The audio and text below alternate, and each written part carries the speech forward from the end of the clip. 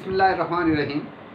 Dear students, आज हम अपने जो chapter why boys fail in college इसका लास्ट लेक्चर लेंगे।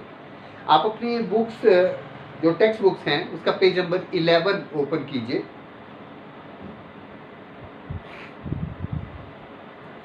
There are always a goodly number of undergraduates whose heads are turned and whose judgment is perverted by the attractiveness of athletic sports and literary so-called activity. अब नाकाम होने वाले तुलबा की जो categories हैं उसमें से एक कैटेगरी और सामने आई है जिसमें वो कहता है कि अंडर ग्रेजुएट्स जिन्होंने अभी ग्रेजुएशन नहीं की होती, जिन्होंने अभी बीए नहीं किया हुआ होता, उन लोगों की काफ़ी तादाद ऐसी है जो कि बहुत ज़्यादा मगरूर हो जाते हैं और जो whose judgment is perverted by the attractiveness of athletic sports and literary so-called activities, कि जिनके फैसले नाम निहाद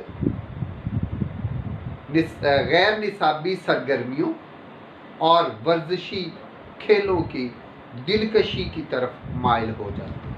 मतलब ये कि वो ज़्यादा पढ़ते नहीं बल्कि ज़्यादा जो है वो खेलों में हिस्सा लेते हैं और जो निसाबी सरगर्मियां हैं उनमें हिस्सा लेते हैं। All of these features of college life have their place. College life के ये जितने भी फीचर्स यानी कि जितनी खसूसियात हैं उनकी अपना अपना उनका मकाम है। And should receive the support of those students who are interested in them. लिहाजा इनकी तवज्जो सिर्फ उन बच्चों को देनी चाहिए या इन चीज़ों की तरफ उन बच्चों को सिर्फ तवज्जो देनी चाहिए जो कि बहुत ज़्यादा इससे माइल होते हैं कि इसमें दिलचस्पी लेने वाले तुलबा को क्या करना चाहिए, उन्हें इस चीज़ को सपोर्ट करना चाहिए बस। In my experience the awakening of our clear judgement as to what the college is for.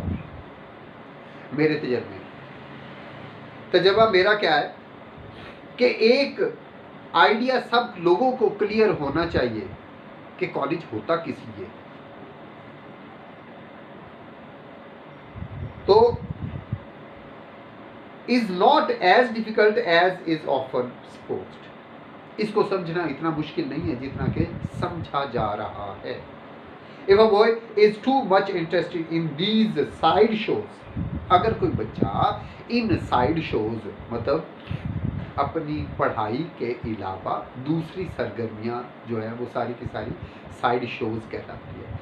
अगर कोई लड़का जो है वो इन साइड शोज इन दूसरी सरगर्मियों में ज़्यादा दिलचस्पी लेता है, ही ought to get out of the main tent। उसे चाहिए कि मेन टेंट से बाहर आ जाए, मतलब पढ़ाई छोड़ दे एंड बिकम प्रोफेशनल और प्रोफेशनल प्लेयर बन जाए।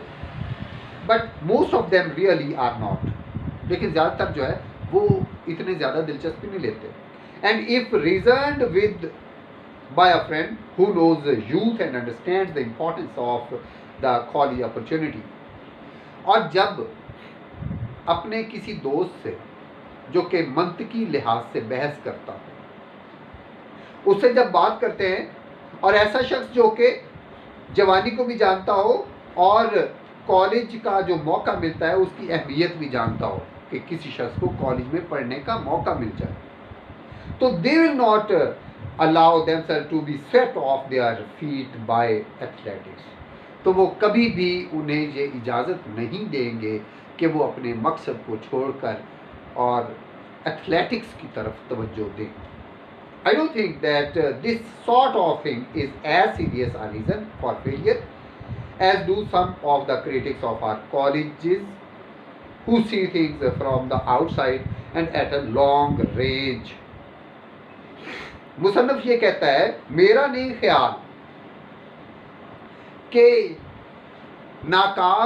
नाकामी की वजूहात में से ये कोई बड़ी वजह है जिस तरह के कई एक नक्काद जो कि कॉलेज से दूर होते हैं और वो कॉलेज के तुलबा के बारे में अपनी राय दे रहे होते हैं कि जी इस तरह करने से वो फेल हो जाते हैं। तो मुसन्नफ कहता है मेरे ख्याल में ये कोई बड़ी वजह नहीं है A few lazy bluffers drift into college and usually drift out again.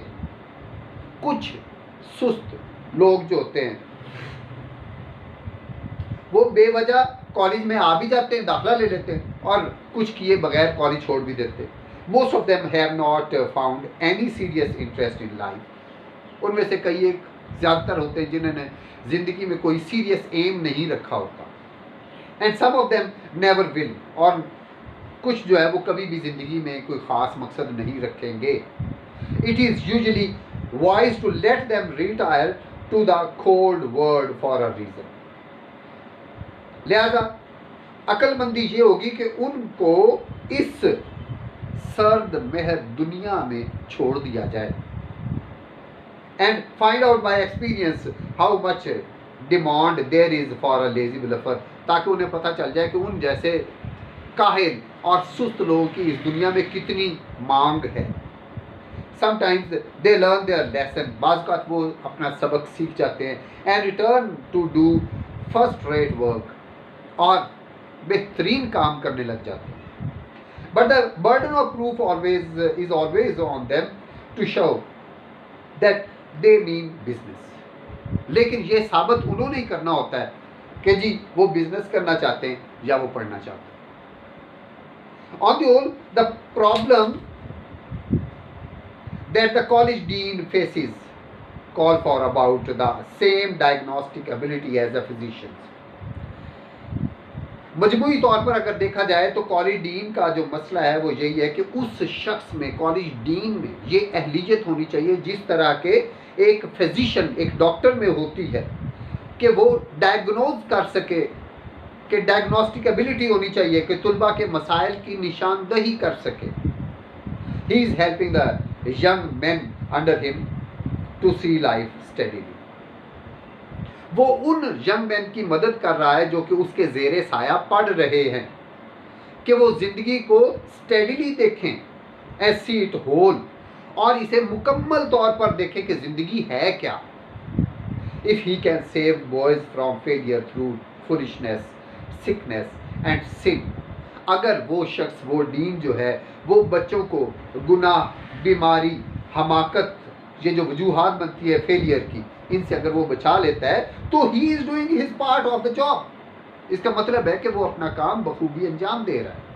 जी बेटे, ये आज का काम था.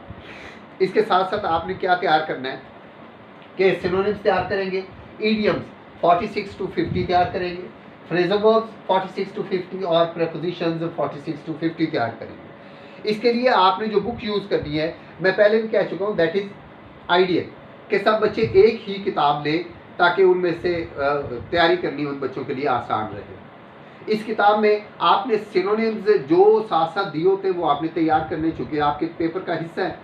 उसके बाद इसका अगर 50 पेज नंबर इसका आप 503 निकालें तो वो फ्रेजल वर्ब्स दिए गए और ईडियम्स दिए गए. मैं डेली कहता हूँ कि 5 ईडियम्स और 5 फ्रेजल वर्ब्स. ये शुरू में फ्रेजल वर्ब्स का सेट है, सेट 1, और सेट 2 में जो है वो ईडियम्स दिए गए जो कि आपने डेली 5 करने होते हैं. इसके साथ अगर आप पेज नंबर जो है वो 590 पर आ जाए, 590, तो आप देखिए कि पेज नंबर 593 पर ये प्रेपोजिशंस दी गई है. ये आपने डेली 5 करनी होती है, जिसका मैंने आज कहा कि आज आपने 46 to 50 तैयार करनी. तो ये आपके लिए इंतहाई आसान हो जाएगा इस तरह से तैयारी करें. Thank you very much.